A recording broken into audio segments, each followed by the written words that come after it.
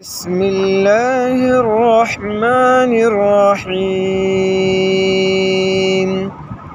ولمن خاف مقام ربه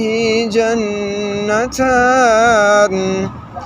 فبأي آلاء ربكما تكذبان ذواتا أفنان فبأي آلاء ربكما تكذبان فيهما عينان تجريان فبأي آلاء ربكما تكذبان